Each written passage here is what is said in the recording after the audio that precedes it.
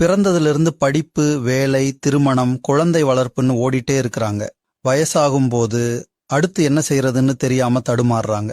இந்த 5 விஷயங்களும் தெரிஞ்சா உண்மையாவே மனிதனோட லைஃப்ல ஓய்வு காலமே ரொம்ப சிறப்பானது. நம்பர் 1, அனுபவம் என்கிற மிகப்பெரிய சொத்து உங்ககிட்ட இருக்குதுன்னு உறுதியா நம்புங்க.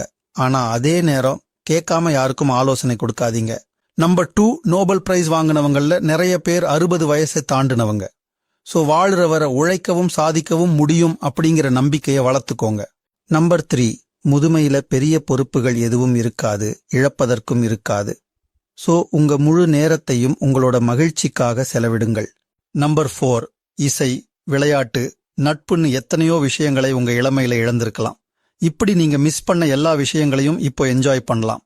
நம்பர் 5, வீட்ல யாரும் மதிக்கலன்னு ஃபீல் பண்ணாதீங்க. எல்லாருக்கும் நிறைய வேலை இருக்கு. அதனால நீங்க ஹாப்பியா இருக்கிறத மட்டும் பார்த்துக்கோங்க, அதுவே போதும். முதுமை என்பதும் இனிமையான பக்கம் என்பதை புரிந்து கொண்டு மகிழ்ச்சியுடன் வாழுங்கள்.